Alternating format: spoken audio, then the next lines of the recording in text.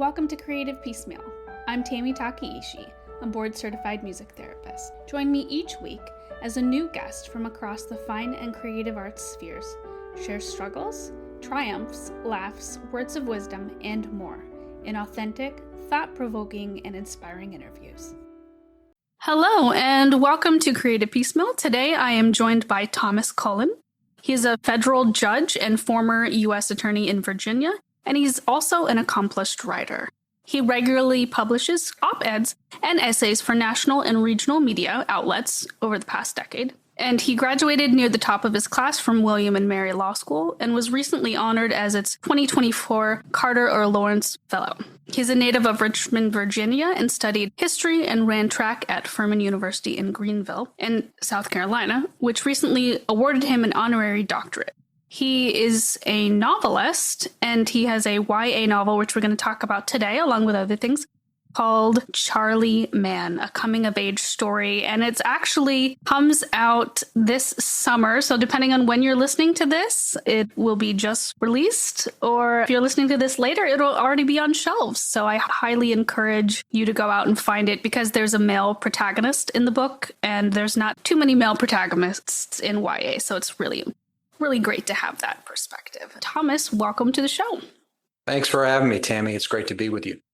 You're very welcome. I love having authors. I like to write myself. I'm mostly just published in terms of poetry, but it's always nice to talk shop with authors. And I was wondering, how did you, obviously you're still, in the legal field, but how did you make that pivot and what inspired you to become a writer?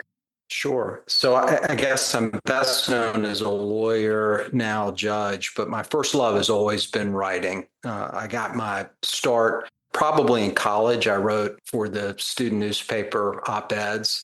And even as a practicing lawyer over the course of a 20-year career or so, I regularly wrote op-eds and essays on various topics, usually law-related, public policy, occasionally politics. But when I became a judge, I could no longer opine on current events and political events. So I had to find a new outlet. So I pivoted a little bit and over the last few years, occasionally wrote pieces on more innocuous topics like fly fishing in the winter in Highland County, a very special place in my life, and attending an all-boys summer camp as a young man, kind of living that experience again through my son, who attends the same camp. So after doing some of that work, I decided I wanted to take a stab at writing a novel. I had the idea. It had been percolating in my mind for several years. And one day I just decided, let's give it a shot and see how it goes. And it kind of took off from there. Excellent. What is something that you carried through from your professional writing into the more creative writing field? Sure. So a lot of folks who aren't lawyers may not realize that lawyers write a great deal as part of their day-to-day practice of law. Legal writing is often tedious and boring, but over the course of my career as a lawyer and now as a judge, I try to make it as interesting for the reader as I can. When I hire new law clerks, one of the things I tell them is when we write opinions and orders, I want them to be accessible to non-lawyers. So someone picks up something that we've written, I want it to read like a newspaper article. What's this case about? Can create some narrative, try to make the uninteresting interesting, not use legalese, use short declarative sentences, state your conclusion up front and cogently analyze the issue and explain why I'm deciding a certain way. So I think some of those skills are transferable regardless of the genre. And I certainly drew on my experiences as a practicing lawyer who was also a writer when I started to write the novel. Nice. What are some books that have made an impact on you, not only in the professional field, but also the creative writing field? So I'm an avid reader. I have been since probably late teenage years, and I have eclectic taste. I read a lot of different types, genres. So I love nonfiction. I love biographies. In terms of fiction, I was always a huge fan of Ernest Hemingway's books. Catcher in the Rye is one of my favorite novels. Robert Penn Warren's All the King's Men is probably my favorite all-time novel for different reasons. In terms of mass market commercial fiction, my favorite authors, Michael Connelly, Alan Furst, Nelson DeMille, Pat Conroy, and others. So I have kind of a wide range of interests as a reader, and perhaps having read a lot that inspired kind of unconsciously some of my approach to writing this young adult novel. What are you most excited about for when your novel's released, which is literally very, very soon? You're right, coming days. So I'm excited because I think it's a unique story. It's a coming of age story about a young man who just turned 18 years old. He's growing up in Richmond, Virginia, at that time a relatively sleepy southern town. And he's experiencing challenges that are timeless, right? Struggling with relationships with his friend's girlfriend. He's dealing with anxiety and depression that resulted from the loss of his father to cancer. He's got a loved one who has some addiction issues, and he's dealing with all of those things. So those challenges, right, are the same challenges that teenagers and young adults face today. But what I think is unique about the novel is it's set at a different time, 1994, right? It's the pre-internet social media era. So I wanted to give the readers a glimpse of what life was like at that particular time when teenagers weren't wedded to their phones, didn't know what the internet was, used landline telephones, played CDs in cars, had mixtapes, and spent a lot of time just talking face to face. I look fondly or recall fondly that time period of my life for a lot of those reasons. And I wanted to capture that and portray kind of day-to-day life of an 18-year-old boy in circa 1994. Nice. What is a piece of writing advice that you follow and a piece of writing advice that you ignore, whether it's intentionally or unintentionally? So I think a great piece of advice that I got early on in my career. I had the opportunity to clerk for a wonderful federal judge in Richmond, Virginia, right after I graduated from law school.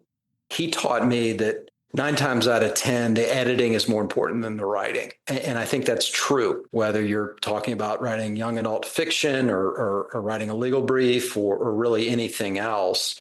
Sure, you have to get a first draft down on paper, and sometimes that's the hardest part. But good writing is always polished, and it goes through many iterations. And that process is not as fun as the writing aspect, but it's critical. And it's hard sometimes to edit your own work. So you have to be willing to share it with others, to get feedback, and to take constructive criticism. That's something that I employ as a judge. I let my law clerks, they edit me just like I edit them. And so I think it's really important. So that was a really important piece of advice. In terms of rules that I don't always follow, maybe split infinitives. I always add too many commas.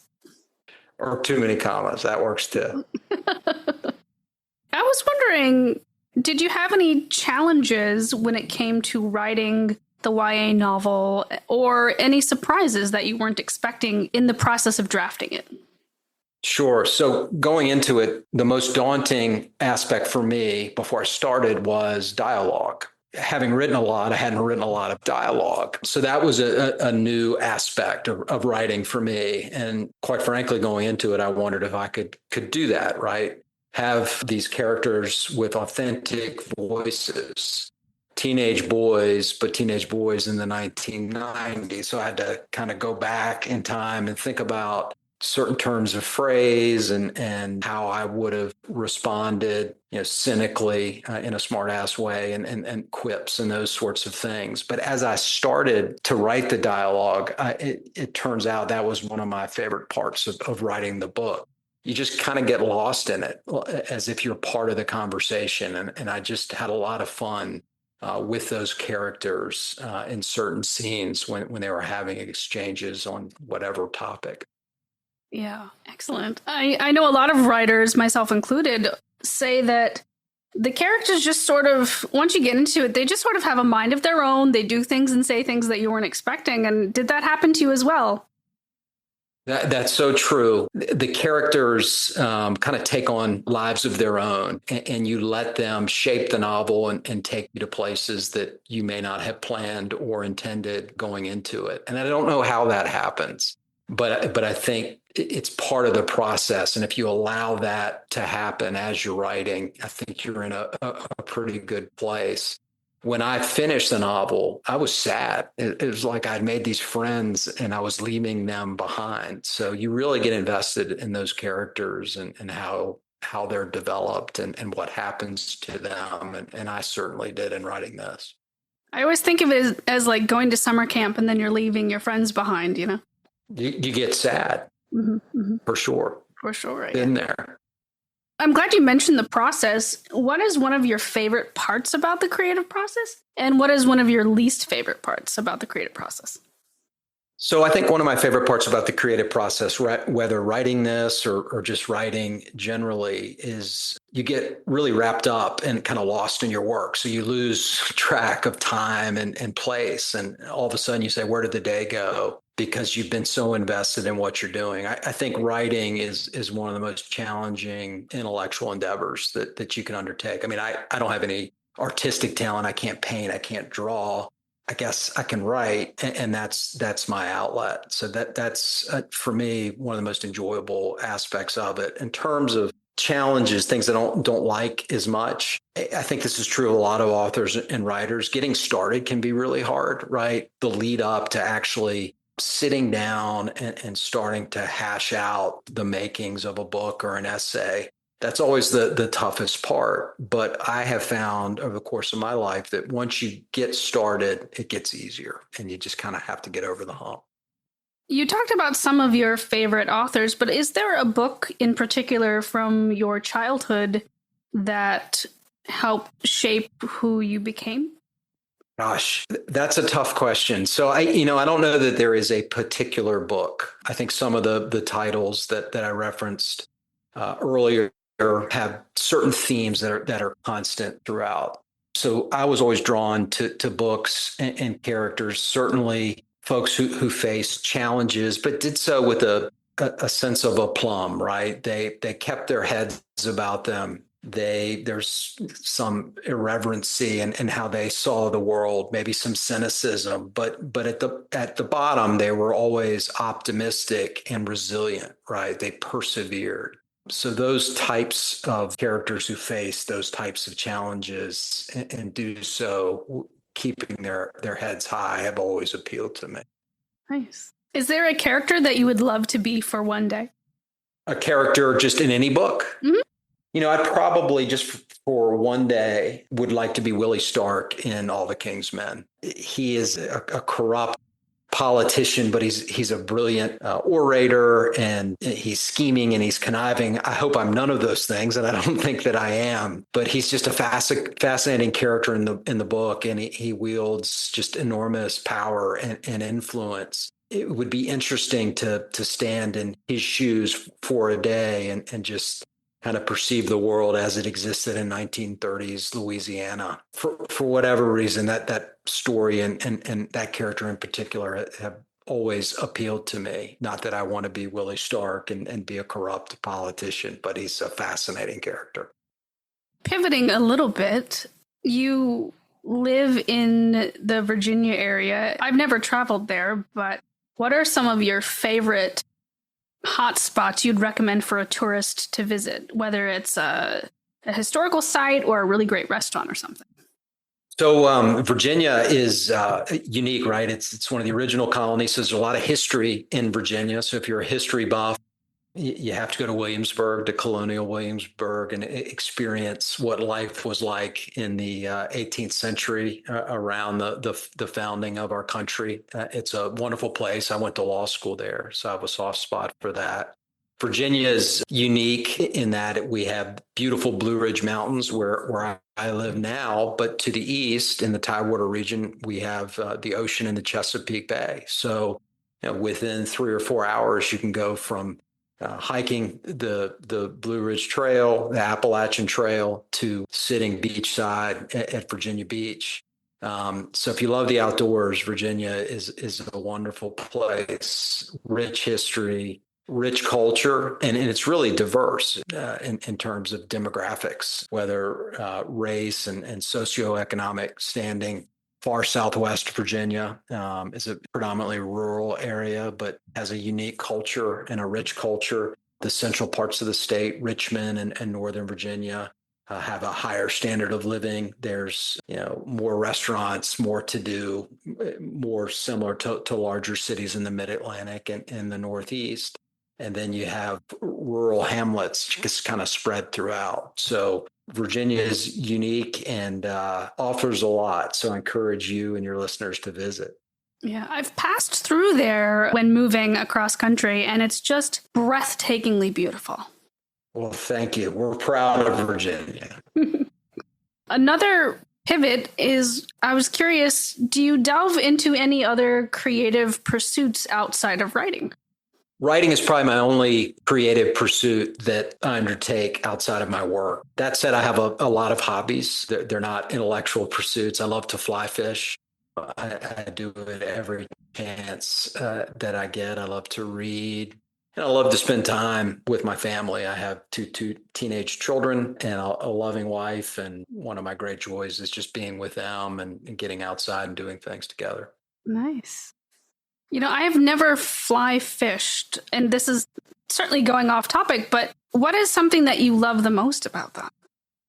Well, start with it's probably the most difficult form of fishing, right? You have to be able to cast the line and get it near your target and do so without spooking the fish. So it takes a lot of practice. So once you acquire the skill, you're very proud of yourself, right? Because a lot of time and effort went into teaching yourself how to cast a fly rod. It's spending time for me, and you can fly fish for saltwater fish right off of a boat. But what I like to do is wade in cold water and fish for trout. And I'm a catch and release fisherman, so once I snag my quarry, they always get returned unharmed back into the river. But there's just something unique and special about it. It's hard.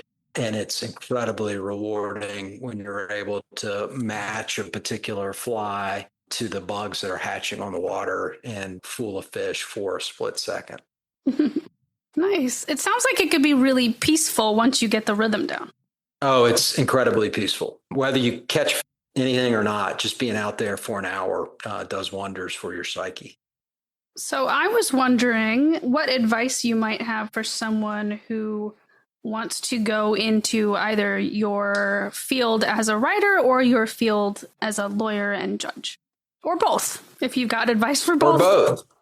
Yeah. So being a professional writer, a novelist in today's era, the market being what it is, I would have another job, right? And it's difficult to make money, and going into it, I think you need to have your eyes wide open. Am I doing this because I think I'm going to be a best-selling author and sell a lot of books and make a lot of money? Odds are you're not, even if you're a very talented writer. That's just the way the world is. That said, if it's truly your passion and you have an idea and you are motivated to try to accomplish and put something together, I think the most important thing is to, number one, to just get started. And then secondly, it is to stay at it. One of the things that I do, whether I'm writing for work or in writing the novel, is I try to write every day, right? Whether it was 250 words, 500 words, or on a really productive day, 1,000 plus words, move the story along. Whether you're in the zone, feeling it or not, feel like you did something to advance the narrative. And I think that can be pretty good advice, just staying at it. If you want to be a lawyer, it's a longer conversation.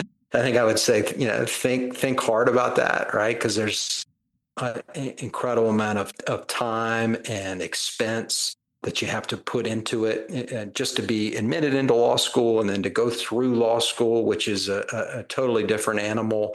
Then once you graduate, congratulations, you now have to pass the bar exam, and then you have to find a job. And being a lawyer, I was fortunate to have the opportunity to do some cool things career-wise. But like in any other profession, there are a lot of unhappy lawyers. There are also a lot of very fulfilled lawyers. So I think someone who has an interest in the law needs to understand why I want to do this, and am I willing to sacrifice and do the things that I would need to do in order to do it at a high level and ultimately be a successful lawyer. Excellent. Good advice all the way around. Thank you. I was wondering if you feel comfortable sharing what is something that challenged you in your career that you overcame? Gosh, so I think I'll answer it this way. I mean, as a lawyer, as a student, I was never a star student. I don't consider myself brilliant by any stretch. But one thing I discovered kind of early in my career is as a student and later as a lawyer is that preparation is the key to success, right? Just having the discipline to put the work in, to master whatever subject matter you find yourself in. And I have learned that a lot of preparation goes a long way. Even as lawyers will tell you, when you get into the courtroom, you can throw preparation out the window as soon as the case begins. But if you've done the work and you've kind of mastered the body of knowledge and you understand the issues, that goes a long way to helping you adapt on the fly and articulate and persuasively an argument and ultimately convince someone that you've got the better side of things. What is a stereotype, whether in your field, the legal field, or in the writing field, that you hope to break or perhaps you've broken with your work? So with respect to the book, I mean, you alluded to this when we started, and I didn't realize it going in, how few kind of male protagonist-based young adult novels there are. And it's not just YA. And I just think that's the market generally. And there have been some really interesting pieces in the New York Times and other outlets over the last several months. And it was kind of like a light bulb going off. It's like, okay, now I realize, why this was an interesting project and challenging. So, that is something that is unfortunate. It's a reflection of the market. I think studies have shown, and it's not really in controversy, that many more women read than men do. And young men, in particular teenage boys, I don't think read as much as boys of my generation and certainly generations before that. And you can blame that on social media, and they have a lot of different things going on. But I think part of that may be that there is a void in terms of the types of books and characters that they may be interested to. Are there authors that are kind of writing to their experiences? And part of what I wanted to do, again, is to write something authentic from the point of view of an 18-year-old boy who's going through a lot and sees the world a certain way. So I hope that is appealing, not just to young men and teenage boys, but to anyone. But certainly, I think kind of filling that void and being a lonely voice as a male author in the YA field with a male protagonist is important, and I'm glad I did it. Excellent. Yeah, and your book is out this summer, which will have links in the show notes for people to check out. But one final question before we go, and it is, if you could have dinner with any creative person, dead or alive, who would it be, and what would you have for the meal? Wow. Any creative person, dead or alive. I know it's a tricky one. Yeah, it is a tricky one. I'm a big movie buff. I've always loved Robert Duvall. He was still alive. He's in his 90s. He actually lives in Virginia, but he has some of my favorite movies from The Godfather and others. He's played key roles. He acted on Broadway. He's a fascinating person. I think to a certain extent, an intellectual person. And given that he calls Virginia home, I think that would be a safe pick. So I'll go with Robert Duvall. And I think there's a tavern. He lives outside of Middleburg, Virginia. and I've seen him there. I didn't have the guts to introduce myself, but they have really good steak. So we'd have steak and probably have some red wine. And I'd love just to talk to him and hear about his work and all the famous actors and folks that he's worked with over the course of a long and successful career. Nice. That sounds like it would be a lovely evening. It does. Excellent. Well, Thomas, thank you so much for being on the show. Listeners, please check the show notes for more information about Thomas and his coming-of-age YA novel, Charlie Man, out this summer. And as always, thanks for listening. Thanks for listening to Creative Piecemeal. We hope today's episode left you feeling inspired. This podcast is independently created and produced by the host, Tammy Takaishi. More details about today's guest can be found in the show notes, along with links to the podcast's socials, merch store, and ways to support arts organizations AHA Broadway and New Normal Rep, both near and dear to Tammy's heart. Don't forget to visit creativepiecemeal.com, the official podcast website, where you can leave fan mail, write a review, explore Tammy's blog, and discover the growing collection of episodes. Special thanks to our audio engineer, Alex Repetti.